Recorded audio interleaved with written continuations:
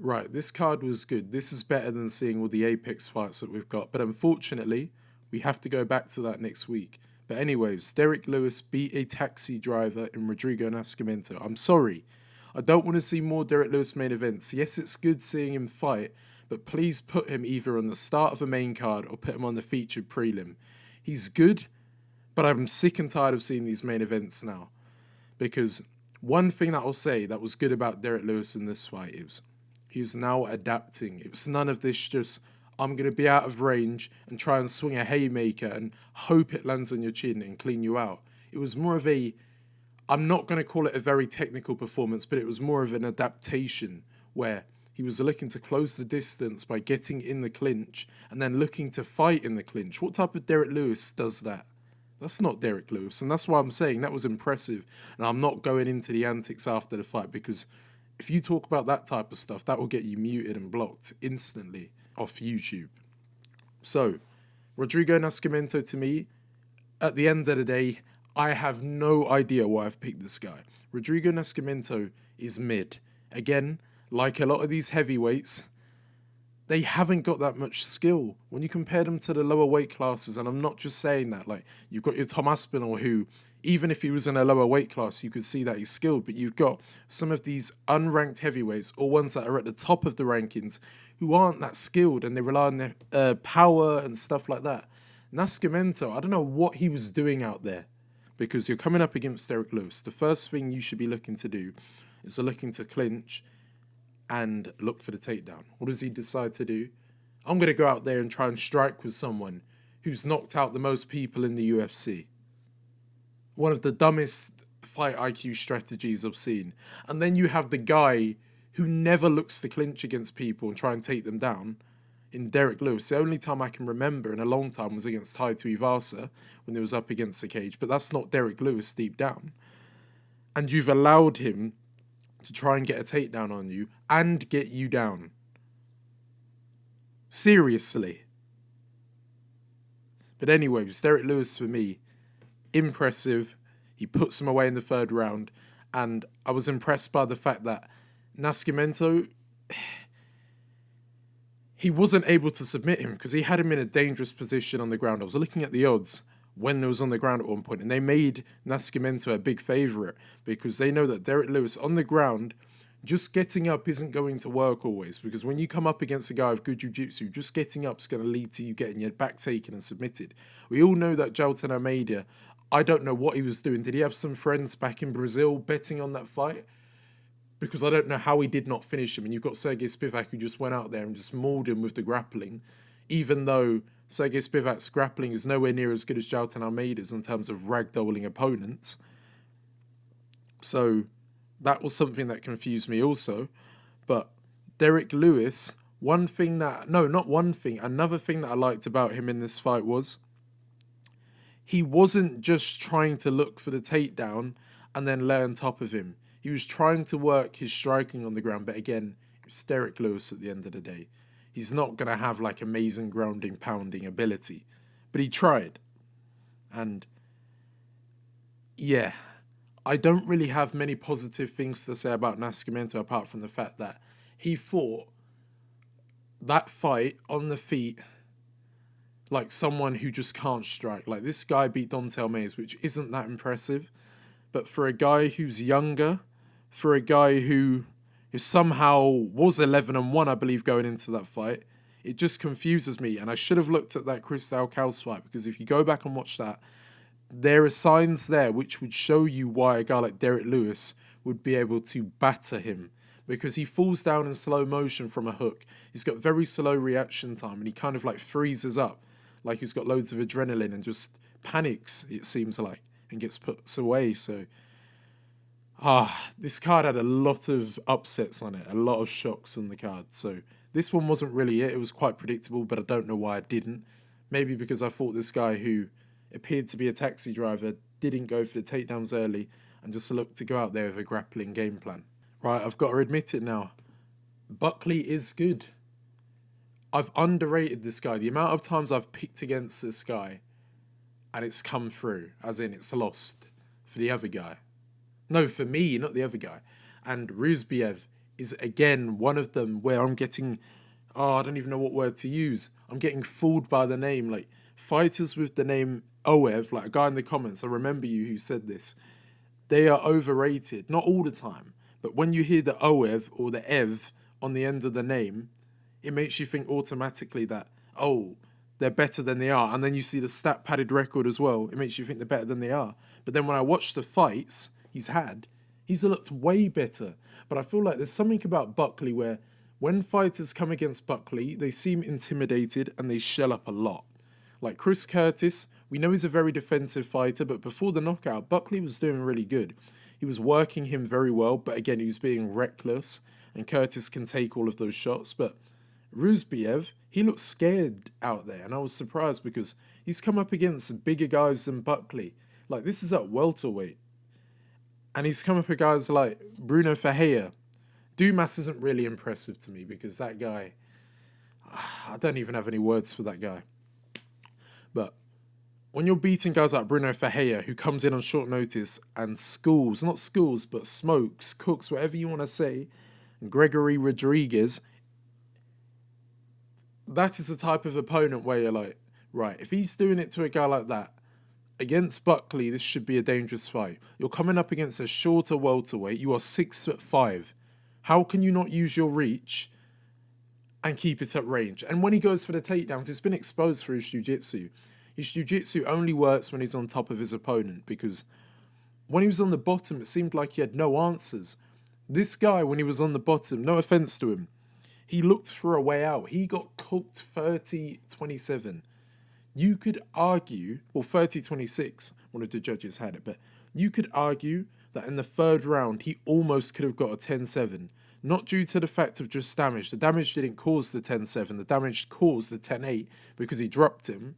But when it got to the point where he's throwing illegal kicks on the ground, in my mind, that's actually quite a high IQ move to do, because he knows that, yeah, he might lose a point, but he's going to lose the fight regardless because he just got 10-8'd in that round. And then because he's done those illegal kicks on the ground, the referees are going to be like, right, I'm going to stand you both up. Now you have your moment to get like a fluke knockout. Ben Askren against Jorge Masvidal type of vibes. Who else? Chael Sonnen against Anderson Silva. Get like a fluke where he's losing the fight and then just pull something off like that. But no, he didn't. He still fought scared towards the end. He didn't look aggressive. Like, he didn't try and pressure Buckley at the end. Buckley didn't run away either at the end. And he just carried on like non-stop pressure, taking Ruziboev down with a simple double leg, getting him down to the ground, and just having him up against the cage and freezing him up. So for me, Ruziboev, again, one of these overrated fighters just because the Ev's in there, and I've been fooled by it. Buckley, for me, I still think he's an overachiever, but you get to the point where I can't just keep saying he's an overachiever. You have to get to the point where you're like, right, he actually is a good fighter, and I'm getting to the point where he actually is. And I want to see him against Gilbert Burns, because we all know that Conor McGregor, he's probably going to be in a pub, the Forged Irish Stout or whatever it is, probably training for his fight against Michael Chandler. And he'll probably be like, he couldn't box eggs if he was in an eggs boxing factory. You're talking about all of that type of stuff, if you know what I mean. Like he said, like, he's probably not even, he probably doesn't even know who Joaquin Buckley is. So Buckley did a good thing of promoting himself, because you have to do it. He did it at the UFC 300 press conference. He has the potential to become a star, but he needs to get that one big win. And if he can get that one big win over a guy like Gilbert Burns, now he's thrown into the mix of that top 5 out of nowhere. And I think, I'm not sure if he can beat a guy like Gilbert Burns yet, but we'll have to see. So, yeah. Wow, this fight surprised me a lot. What is it with these old guys who, out of nowhere, it's a bit suspicious how they just generate more power? Man strength? Or is it PEDs? No, I'm joking, by the way, but it's true. The older some of these fighters get, it's like they generate stupid levels of power. And Diego Ferreira, I'm not saying it because of this fight, because it wasn't like a pure knockout, but look at the punches he was throwing at Rębecki's face. Like, those straight punches right down the middle were causing like severe cuts and issues. I was looking at the fight and I was like, could he even see? because I was looking at Rębecki's eyes and they looked like they were both shut from all the bruising and swelling. He's going to be out for a long time because that swelling's probably going to cause like an eye injury. I don't know if you'll need surgery or something, but I think his suspension's going to be long because of the amount of visual damage that we saw. It didn't look like there was any like massive bone break. Maybe it was a damaged orbital. I can't really tell because, again, I couldn't see his eyes because of the amount of damage. So that might have contradicted the point. But anyways, Diego Ferreira is one of those underrated fighters where he's come up against 3 hard guys in his career, which made him look like he might have been at the end of his career. For example, what was his name? Mateusz Gamrot, ranked lightweight. Gregor Gillespie, before he just went off the grid, was looking very promising. Benil Dariush, again, favourable matchup if he can just hold him down and use grappling. Like, they're not bad losses, but then when you look at his other wins, you're looking at Anthony Pettis, Jared Gordon, Olivier Aubin-Mercier. They are good wins. So when I think about it deep down, he's still got it because he's beaten these guys and he's got 2 finishes now. The Rębecki one was just because his face was battered. I'm surprised his corner didn't throw in the towel because there was no way of winning once he was on the ground at that point. But his fighter wanted to carry on for pride and just not get finished. But Rębecki started off really well. I don't know what happened. Like, he drops Diego Ferreira and we're thinking, right, he's probably going to get ground and pounded and finished. But what happens? They get back up to their feet and Rębecki starts to slow down and start eating a bunch of these jabs to the face because he's small, stocky guy, but he doesn't really move his head. And that's the definition of if you don't move your head and you just try and keep pressuring, you eat a lot of punches. Like, pressuring styles, it's inevitable that you're going to eat punches. But if you're not moving your head even a little bit, like, you don't have to with every punch, but like, move your head off the center line. Go for like an overhand, but move your head off the center to avoid those straight punches. And it might not be able to land. But because of the fact that it was just pure, I'm just trying to close the distance, get to... Oh my God, I was about to say... No, never mind.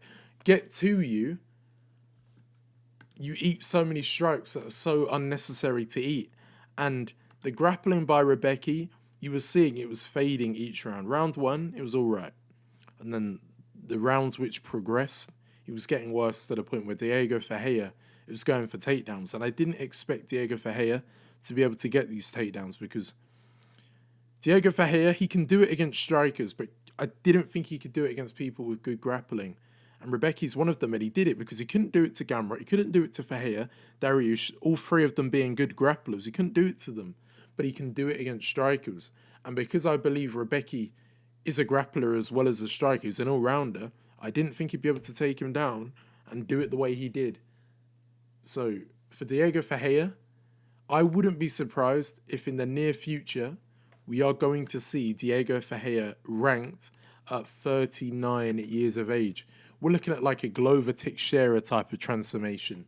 But if I had to pick a fighter that he should fight next at lightweight, I would go with, I'm thinking, Drakkar Klose. He's on a big win run. Well, not a big win run, but 9-2 in the UFC. Or, if you want to see a more entertaining type of fight, I would like to see him fight against Ismail Bonfim. That would be very interesting because one thing that Diego Ferreira is very good at doing is he might not have a great first round. He's kind of a slow starter, but he can build. He thrives off momentum. So if he can get his 1-2 going, it's pretty much basic strikes that he will throw. He won't throw anything flashy, but it's just the basics that he's nailed to a T pretty much, which allows him to beat these opponents because he wasn't doing anything elite. You weren't seeing him doing like a slip, pull counter McGregor style, catching Rębecki. It was just a simple, he's walking in front of me, just pop up that jab. He's not moving his head, throw the 1-2. Ismail Bonfim's one of those guys who, again, he can be a bit wild, but one thing he gets scared about, from what I've noticed, is he can hurt an opponent and then back off like he did against Vince Pichel. And I'm thinking, that actually might favour a guy like Ferreira because I don't think he can drop a guy like Ferreira. I know Rębecki did it, but he's so wild and he's just constant pressure. Bonfim seems like he will back off, like he'll hurt you a little bit and then back off. And I can see him doing that again against Diego Ferreira and then allowing him to come in, land a strike, and then get out of range. But then Diego Ferreira comes forward and lands a simple 1-2 and that will frustrate bump him and make him overcommit, and then again land the simple 1-2. That is what Ferreira does, simple strikes. So yeah, for Rębecki, I would like Rębecki next to fight against Ferreira. I think that's the type of interesting one. You've got Ferreira, who could to strike on the outside, so you've got Rębecki who likes to pressure him. But one thing that Ferreira has struggled with in the past is proper pressure mixed in with the takedowns. Terrance McKinney, for example. Claudio Puelles, he got into some positions where he could have been dangerous, but again, it was a very low fighting IQ strategy by Puelles, and he just got schooled out there. But I think because of how strong Rębecki is, I can see a Terrance McKinney happening all over again. Just stay away from Jamie Mullarkey. Sean Woodson against Alex Caceres. Right. At first, I was starting to think that Sean Woodson won that fight. And I did say in the predictions, I think Alex Caceres could win this fight. And he probably did win that fight. And no, I'm not just saying it because everyone else is. You could see Sean Woodson had a very good first round. He likes to feint the knee to prevent Alex Caceres wanting to close the distance in case he'll run into it, because he really fights like a stand-on, side kick, walking you down. No, not even walking you down, like bouncing on the toes a little bit. Not fully like Wonderboy, but he bounces on the toes and then likes to blitz. Taekwondo type of style. But one thing that he was doing well, he was closing the distance and looking to be aggressive. Sean Woodson, first round, did that perfectly, but second round, it seemed like all of those fakes and feints that he's doing, using a lot of aerobic endurance, that takes the cardio out of you, because he's doing all of these, it looks like he's fighting sometimes in a kung fu type of way, swinging his feet up in the air, doing, I don't even know what you call those fakes and really unorthodox movement patterns that kind of throw you off and then kind of make you freeze. It kind of makes you want to commit, but when you're seeing him flail his hands in the air and mix up all of these fakes and feints, predominantly the fakes, it kind of scares you into coming into range, which is why Caceres, he would come into range and he'd kind of stop a little bit, and then he would eat a strike, a small combination, especially those kicks to the body from Woodson, and he did throw quite a few kicks compared to what he usually does with the boxing, but Alex Caceres was closing the distance, being more aggressive, even though it didn't look like he was landing that clean. He hit him to the body a few times, and to the feet, not to the feet, to the face. I sounded like a bit like Paul Craig. To the feet, to the face. That's how they speak, but I didn't mean to sound like that. He was catching Sean Woodson, not with too many heavy strikes, but Sean Woodson, he wasn't being too heavy either. He was staying on the back foot looking really passive. I can see an argument for round 3 for Woodson. I really could, because you were starting to see that his coaches are like, right, you need to step it up a bit more, because they could have it 1-1. And he did. But one thing, he didn't step it up enough, and then you had Caceres in his face for the, what's the word? Oh my God, I'm having a brain fog. For predominantly most of the round, just walking him down, looking to get him against the cage and swing a hook and just swing punches. But Woodson's doing really good of moving out of the way and then landing a strike of his own. But as soon as he lands a strike, he gets blitzed by Caceres again. And although he doesn't land that much, because of the flurry of punches, he's landing one punch out of the 3 combinations that he's throwing. And the aggressiveness should look good towards the judges, because there's no significant damage by either of them in this round. And Caceres looks like he's the one pushing the action. So Woodson, I'm kind of happy that they gave him the win, because I'm bored of... Well, I'm not bored, but I want to see a new guy in the rankings now, because Caceres is like a journeyman. He's been there for a long time, had the most fights on this card. And I think it was about time that we see a new guy into the rankings. But again, that only happens if he's better than the opponent. And it seemed like his cardio looked a bit off Woodson from the first round. Well, after the first round. And Caceres probably should have been given the win, but I'm glad that Woodson got the win, because he's now called out of Bryce Mitchell. And in my opinion, who would win out of Bryce Mitchell and Sean Woodson? I'm confident Bryce Mitchell will win that fight. Sean Woodson doesn't have significant power. Yes, he knocked out McKinney, but there's a lot of fighters on the roster. I wouldn't be surprised if a Tony Ferguson knocked out McKinney at this point. I really wouldn't, because he seems to drop people and then lose fights, but I'm going off topic. So yeah, I would like to see that fight as well, Bryce Mitchell. If he can beat him, that puts a statement, but I don't think he can. Alex Caceres, again, he's going to be one of those guys where you just put him on a fight to make up a number, and if not a guy pulls out, but if there's like a fighter who needs an opponent, Alex Caceres will be there. Like, just to have a fun fight on the card, pretty much. So who could I see a guy like Alex Caceres fighting? Well, I think I could see him fighting like a Steve Garcia. That's the type of fight that I think would be interesting, because Steve Garcia, he needs to get that one good fighter on his record that would then give him the chance of fighting a ranked opponent. Because if he can beat Caceres, then he's immediately looking at getting a ranked opponent after, because he's beating good people. Like Cortes-Acosta, that win to me looked impressive because he's a hard guy to beat, but he beat him. So yeah, Waldo Cortes-Acosta against Robelis Despaigne. This was a wake-up call. It really was. And I don't get how none of us saw this coming, because at the end of the day, Waldo Cortes-Acosta was a boxer who, he looks to be very passive and throw a lot of weak punches to his opponent. But against Robelis Despaigne, you're not going to believe me, but I did. And I don't think you're allowed to post bet slips on YouTube, because if I could, I would. And I might sneak one in the corner. No, I'm joking. But Waldo Cortes-Acosta goes out there and lays and prays. Well, not even lays and prays. He almost broke his arm by like a Kimura in the first round, I believe. And Robelis Despaigne, how did we not see this coming? This guy, I'm sorry, this is a fraud check moment. Like, we saw with Ngannou when he came up against Miocic, we all knew he was this amazing striker. I'm talking about the first fight. And then he gets taken down over and over and over again. Robelis Despaigne needs to move to like a top team. I think he got a bit confident. He knew that his striking, which to me, boxing is not there, but the kicking is. And even then, with his kicking, he looks like an amateur.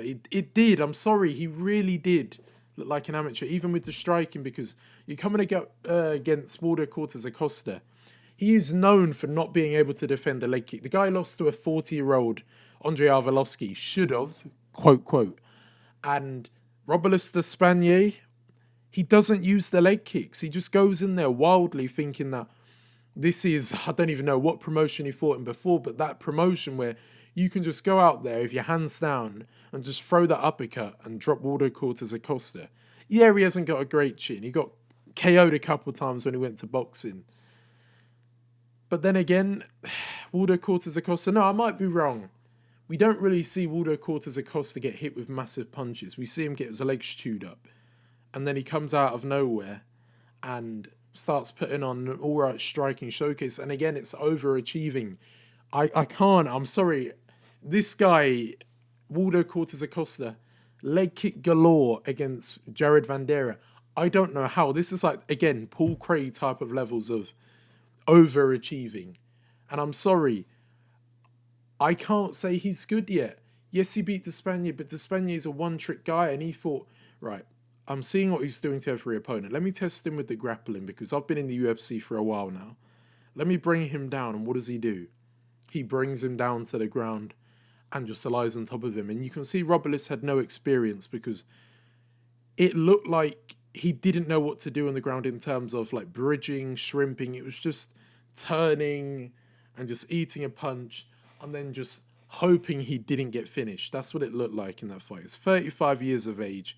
He's not got a lot of time to develop into a proper like defensive grappler. And I thought it was strange, because for a guy who has his hands down, his takedown defense should be better. But because of the fact that he's not been drilled in takedown defense, probably because he's getting a lot of confidence off getting all these quick finishes, it's not there. And imagine, this could have been Josh Parisian. If only he was able to get a grip on him and bring him down to the ground. It could have been that guy who did it. But Waldo Cortes-Acosta used his brain. He didn't rush him. He waited for Robelis Despaigne to overcommit, grab a body lock, drag him down to the ground. And it was so simple. And for me, this guy has been fraud checked. I don't like to say it just because of one fight, But what I saw from the ground there, like Abbas Magomedov, I gave him the benefit of the doubt, but then he turned out to be a fraud chick. Not just because of Strickland, because that's fair enough, it's Sean Strickland, but at the fight after, it's not just because they lost, but it's the way they lose, which makes them look like a fraud chick. Taekwondo, again, it's all right, but again, you can't just rely on Taekwondo, especially in heavyweight. Like, I think even a Romanov, well, yes, Romanov would absolutely maul this guy. He would get submitted in the first round. So now we've seen that. This guy might be the Wonderboy Thompson of the division, not in terms of how good his striking is, in terms of the fact that you put him against a grappler, it doesn't matter how good his striking is, he will get mauled or bullied. So Robelis Despaigne, for me, he's got to go back and go to a new gym. Or hopefully his gym can teach him grappling, because it seems like they haven't this whole time. And Waldo Cortes-Acosta, as much as I want to say I do not rate him, I'm getting to the point where one more win, if he wins another against a ranked opponent, I can't keep saying this because it just don't make sense. So for Waldo Cortes-Acosta, he must fight a ranked opponent. And that ranked opponent I think is going to have to be his... You know what? I said a Dontel Mays, Taito Ivasa. You know what? I've changed my mind. Give this guy, and I'm sorry, I'm going to say it, give him Tai Tuivasa. Give not Roger De Lima, give my brain, who's all over the place right now, Waldo Cortes-Acosta, Tai Tuivasa. He's on a losing run. If he can beat Tai Tuivasa, I've got to give him credit, because he's one of those guys where he's not scared to close the distance. He is a guy who can be finished, but he is quite hard to be knocked out. Yes, Pavlovich did it, but Pavlovich has power. So the way you're going to have to beat this guy is to grapple him. But from what I've seen from this fight here, will he go and try and grapple with Tai Tuivasa? But I don't think, again, his grappling is that good to beat Tai Tuivasa through grappling. So he's probably going to strike with him. And Tai Tuivasa throws so good leg kicks when he does it. So I think the leg kicks that he could do are going to cause Waldo Cortes-Acosta problems, and he could end up knocking out Waldo Cortes-Acosta. That's the fight I want to see him putting back on momentum. But if he can beat Tai Tuivasa, that is a very good win. And now, out of nowhere, after all these years, or not all these years, but after all this time me saying he's not that good, I've been humbled. But I don't think it will happen. But for Despaigne, it's hard. It's really hard to pick an opponent for him because he just looked washed out there. So for me, the opponent I wouldn't mind seeing him fight is probably a Justin Taffer. Or even a Junior Taffer, one of the brothers. That is the type of fight. Or, if the UFC really wanted to put on a fight, entertainment factor, I would have said Chris Barnett, but I believe he's got a fight booked now, so we can't do him. No, it got cancelled. You know what? Do that. Chris Barnett against Robelis Despaigne. That would be interesting to watch. Both old. A fight that you actually could put onto a UFC featured prelim. I wouldn't put it on a main card opener unless Dana White was on God knows what type of drug, but no. But yeah, I'd like to see that. Right, you're probably not going to believe me, but last minute I changed my mind, but I don't do last minute predictions. So I actually went with Chase Hooper. At first there was like Viacheslav Borshchev in the predictions, and then I got to the day and I'm like, I just remember how good his striking looked against Nick Fiore, and I know he's not that good. And then I thought, think about how much damage Borshchev took in his last fight against Nadim Sadiakov. You can see it there. You saw the damage that his brain has taken because he couldn't take a punch of Chase Hooper. Chase Hooper don't knock down opponents. Sorry? Viacheslav Borshchev's striking has look elite. The problem with it is that his takedowns have been a problem. But I think we're now forgetting about the Sadim Sadiakov fight. And that's what I think I weren't remembering. And I should have thought, right, Hooper might have had a chance of KOing him, which he actually almost did. But instead, what does he do? He gets that Darce choke.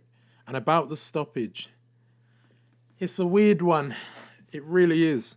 But if you do one tap, it doesn't have to be two. Like Laura Sanko said, it doesn't have to be two. And the rules also say it doesn't have to be two taps. But it looked like a strange one where Keith Peterson has just panicked And thank God this time he didn't make the opponent tap out like he did to Ronnie Lawrence, where the submission was probably going to happen, but you make him tap when he doesn't want to tap, and then it's just a shambles. But that didn't happen. Chase Hooper, I think he's having that like Charles Oliveira thing where he was young, he had those inconsistent performances, he had potential, he won some, but then he also lost some. But in this fight here, he actually showed his striking is actually quite decent. Like, it actually is. Like, Borshchev's a guy who people are scared to strike with. Yeah, he was able to go there and actually beat him in the striking department, knocking him down with a simple overhand. And then, pretty much, I'm surprised Keith Peterson, he did not stop that fight earlier because he was just getting whacked, elbow, ground and pound. Borshchev thinks he's out of a position. Chase Hooper's able to just get straight back into mount, work the elbows, and he's got really good control on the ground. He's one of those guys where when he's on top of you, he just puts you in some weird moves which you just can't deal with, overwhelms you with pressure. Like those strikes which might not have looked too powerful, but they were, when you're taking a flurry of them after getting dropped, and then being put in all these submission chokes, getting like toe-holded whilst being put in inverse triangle. He just mauled this guy. And I'm starting to think that Borshchev, I don't want to call him a fraud, because he took too much damage. I think he needs a long time off, maybe like 7 months, because he's taken too much damage now, and his brain did not recover from Sadiakov. So yeah, I want to see Chase Hooper. Now we're looking at starting to see him have a massive push. We really are, but the UFC would probably feed him some like opponent like Joaquin Silva, which you might not mind, but I can see them doing that. I think the opponent I'd like to see him fight would be a Paddy Pimblett, but I want to see him fight Moicano, so you can't have a 2-on-1 fight. So who would I want to see him fight realistically? A Joe Selecki would be interesting. Then we can start looking at, or maybe an Elvis Brenner, but I think they could do a Joe Selecki because of the fact that it's not going to be a striking threat, he's going to be a jiu-jitsu threat, and it'll be like a chess match on the ground. But again, do you really want to see that? We've already had a chess match in him and Jordan Levitt. So I think we need to give him a more dangerous opponent. I wouldn't want to do this, but imagine a Diego Ferreira against Chase Hooper. I think that's maybe too far. Probably. So the fight I wouldn't mind seeing, I know I said different ones each week, but it seems like it changes, and I'm just giving you suggestions on who I believe we could see fight. Maybe an Elvis Brenner against Chase Hooper. That would be interesting because he will have to strike, and Elvis Brenner can be a dangerous striker because he's quite big, it looks like. He struggles to do the weight cut. Or, if the UFC wanted to do another interesting one, a Jim Miller against Chase Hooper. That's like a men against boys situation, a 40-year-old man against a 24-year-old guy. Jim Miller might have been in the UFC before Chase Hooper was even born. I don't even know, but probably. So yeah, I wouldn't mind seeing one of those 3 fights. Right, Terrance McKinney. Terrance McKinney is just going to be that guy. He gives me Jalen Turner type of vibes where his chin is not great. It really isn't, but when I tell you his chin is bad, it is horrific. No fight can go past the first round for him if he's going to win. It just can't. He's only had 1 sub in the 3rd round, and that probably weren't even in the UFC. What promotion was that even in? Cage sport. Like, I'm sorry. Thank God he didn't fight Chris Duncan, because that guy would have sparked him as well. The fight that I want to kind of see him fight is a fighter who's also got a bad chin. So it could go either way because both of them have got bad chins. So the fight I'd want to see him fight, it was a Jamie Malarkey, but that is also a dangerous fight. Because with Jamie Malarkey, he does have power at times. He can drop people. But he's not a guy who's going to knock you out, finish you. But against McKinney, of course he could. Because he doesn't have a chin. And Esteban Ribovics, that guy deserves more credit. I thought McKinney would go out there and grapple. He didn't. Head kick. But that head kick reminded me a bit like what Wonderboy Thompson did to his opponent, where you throw the 1-2, you leave your hand out, and because your hand is still out, you're not expecting the kick to come, but because he's thrown his kick as he's released his cross, it hides the kick, And then by the time he's got... well, he has no time to react. So it just sparks him unconscious. So for Ribovics, he's looking good, you know. Like, this is the Ribovics I wanted to see in the other fights. And I can see why he got signed to the UFC. Because this is what he's been doing in other promotions. But for Terrance McKinney, I'm looking at a Jamie Malarkey. It's a dangerous fight for him. A Tony Ferguson. No, I don't know. No, I don't know why. I've got a weird thing in my brain telling me that the UFC might make that type of fight. Tony Ferguson McKinney. But I don't think they should. I don't know. But I'm going to give you one. Claudio Puelles against McKinney. Again, that's another one. But they'll probably... I know what the UFC do. To fulfill their ESPN deal, they'll probably just give him like a Christos Iogos. But even then, that guy could probably knock out McKinney. Anyone on this roster, not anyone, but any striker, I don't know if I can say that, a striker on this could probably KO McKinney, because I'm telling you, that chin is cooked. It's the same thing every time. It's always a brutal knockout. It's never like it's a knockdown and he gets finished. It's a knockout. And his eyes are always shut after the fight. Clay Guida maybe at this point. Lando Venata. They're the type of opponents I want to see. Chase Hooper. But Chase Hooper could probably knock him out now. Jesus Christ, I don't even know. One of those three opponents for McKinney. But Ribovics, I think an interesting fight would be him against Jai Herbert. That would be a good fight. Long-rangey Jai Herbert against a guy like Ribovics. I can see like Tapuria type of vibes happening in that. Where Jai Herbert could get cleaned out cold, because Ribovics is raw. He really is raw. And I want to know, what happened to Nursulton Aliyev? I haven't seen that guy in a long time. Is he suspended from biting his opponent? Right, here's the controversial fight. I'm glad I got it right, but just because I got it right, it doesn't mean the decision was actually right. And at first I was thinking, Trey Waters, he should be able to beat this Billy Goff by using his range. But his cardio looked awful. I'm surprised they didn't give it to Billy Goff. Billy Goff gave me the type of vibes of... who is it? I used to think Chandler, but I don't think so, because he can't really grapple. But that I'm in your face, pure, just no technique, just swinging at you, trying to just grind through a slugfest type of fighter where there was no technique in that fight whatsoever. It was like a proper bar brawl, the type of fight you would see in a pub, or the type of fight that you have where you're in your dreams and you're just throwing in slow motion. And that's what it felt like against Trey Waters, because Trey Waters, he was getting rocked.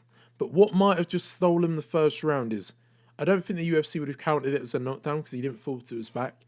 But when Billy Goff is rushing him, leaving his chin wide open, he gets cracked with like a cross and he falls to his knees and gets back up, and then it's just rocking Trey Waters. And Trey Waters, his defense isn't there. He's like kind of turning away, just swinging his head, but there's no tactical head movement approach. He's just moving his head and just hoping that Billy Goff don't land on the chin.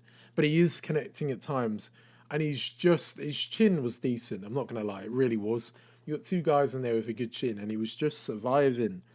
And I think the guy who gave Trey Waters 30-27, what drugs are you taking?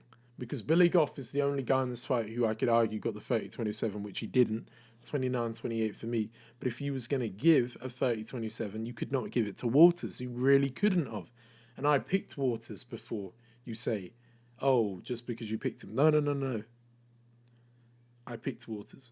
But Goff won that fight, in my opinion. He was getting battered to the face. Okay, he was landing some strikes. But he wasn't the one who looked like he was getting hurt by strikes. It was Waters who looked like he was getting hurt by strikes, because he would eat one, his face is all red, but again, blood doesn't mean you've lost the fight. Yeah, it looks visual damage, okay, but just because you bleed, it doesn't mean you're getting, like, severely damaged. Bleeding, some people bleed by a simple, like, getting tapped to the nose. I know a guy who, if you just touch them near the nose on a sensitive area, you don't even need to put in that much power, the nose will start leaking because it's sensitive. And yes, Waters landed a few good strikes in there. but they weren't the hard-hitting punches like Goff, where Goff weren't getting rocked, he was just getting clipped. Waters was getting rocked, and you could see him mouth breathing, getting all tired and everything. That's why I'm saying that I believe Goff won that 2 and 3 for me. And I can see why Waters won the first, because he was outlanding him quite well in the first round until he got rocked, and then he drops him as well. It makes it very even. So you could argue Goff, but I just went with Waters in that round. But round 3, clear as day for Goff for me. You just had... I don't even need to go into more detail. I'll tell you who I wanted to see him fight next. Goff for me, I want to see him fight. I know they won't do it because he's coming off a loss, but I would like to see him against Jiros Medic. You've got a guy full of power in Medic, but a guy who does not like being pressured completely. And I think that creates a very interesting matchup. But I don't think Medic would want to fight down to a guy who's just coming off a loss to Trey Waters. But again, for me, that's an interesting fight to do. Or, you know what an interesting one could be? Him against Jeremiah Wells. That would be entertaining because of the raw explosiveness from Wells and the I'm just going to walk you down in... What was his name? I keep forgetting. Billy Goff.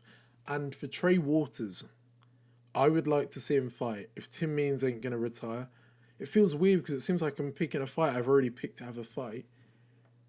Trey Waters against a Phil Rowe. I think that would be interesting because he's going to always be taller than his opponent, but Phil Rowe's got this idea of like clinching, having you up against the cage. I want to see how a guy like Waters could deal with a guy who's going to clinch him like Billy Goff, but is going to do better with his control compared to a Goff where he went for takedowns and then lost that clinch position and then struggled. So yeah, they're the 2 fights. Hadley against Charles Johnson. Close. He gave me Arnold Allen vibes in the first round with that blocking. It was like blocking with the elbow, like tilting it upwards into an almost 90-degree angle and pretty much throwing a 1-2 and then looking to work the body a little bit. But after the first round, again, it was a close round. It was the second round with Jake Hadley where it seemed like things started going wrong. He was starting to get a read because when he walks him down, his guard looked so wide to the point where you could just see that right hand. It looked telegraphed by Johnson because you could kind of see he wanted to land that. But it looked so open down the centre and I was like, why has he not landed that and dropped him? And then he did. And you could kind of see it by the way he was standing like kind of side on at times. And Jake Hadley was just coming forward again, not really moving his head. So that right cross was so open. And it landed and it put him down. And then that was the momentum switch in the fight. Because in the third round, Hadley knew that he needed to apply the pressure. And he did. Johnson seemed like he was a bit tired. And I don't know why, because he didn't, like, as soon as he dropped in, he didn't go all out for the finish. He tried to get it, obviously, but he didn't look like he gassed himself out completely until we got into the third round. And he was like, right, he probably actually did. And then in that third round, you could give it to Hadley. I kind of thought at the time Hadley won, but I wasn't being rational. I really wasn't. The rational side would show you that Johnson probably did, because although he was applying pressure, Hadley, Johnson was stopping the takedown attacks by him and landing some of his own. I think the thing that swayed me was looking at the body language of Johnson, because he looked gassed in that third round, but he was just stealing that round. Because what's his name, not Johnson, he was eating strikes to the head, but Hadley was just trying to get that takedown just to get something, but he couldn't get it and maintain a good position to win the round. Like, if he could have got on top of him and landed a ground and pound, which I doubt he would have probably done because his wrestling isn't that good, then maybe he could have, but really he needed to get that submission, but he couldn't, because Johnson's very good at submission defense. He has his back against the cage, like, he always puts his side into it to prevent you getting both hooks in, and then because of that, he wasn't able to submit him. So, for Jake Hadley, I'm starting to think that English fighters are quite overrated compared to, like, Tom Aspinall, and then you've got your, what's his name, Leon Edwards. So, for Jake Hadley, for me, it's unfortunate, but I'm going to go with Jimmy Flick. Jimmy Flick's coming off a win by submission, but that's by a guy who's going to engage in that. I think against Jimmy Flick, his chin ain't great. Hadley won't look to try and do a jiu-jitsu fight with him because that's very dangerous. Although he could win, he's got a good arsenal of jiu-jitsu. It's just not worth trying to play that game. So I think he'll probably go out there and look to strike against him, and that's where I can see him winning that fight by like a KO or something. But you never know. Flicker's always got that chance because of the jiu-jitsu if Hadley decides to bring it down to the ground. So I think that's the type of fight I'd want to see. And for Charles Johnson, he's just got 2 good wins now. Hadley is a good win to have in your record. I thought he was on the verge of getting cut if he lost to Azat Maxim. I didn't want him to. He's one of those fighters where I think he can be here for a long time. But where has Alan Nascimento been? Because that's the type of fight I'd want to see. But it feels like he's gone off the grid as well. Get him out of hibernation. And Charles Johnson, because he's beaten them two, are we going to look at a ranked opponent now? It's close. Not yet. But he's close. So you know what? We might as well do Charles Johnson against Azu Almabayev. Azu Almabayev beats him. I want to see him fight a ranked opponent. I really do. If he can beat Charles Johnson. Because he's beating guys who look very good. So yeah, that's the fight. So that's it. Thank you for watching. Talk to you soon.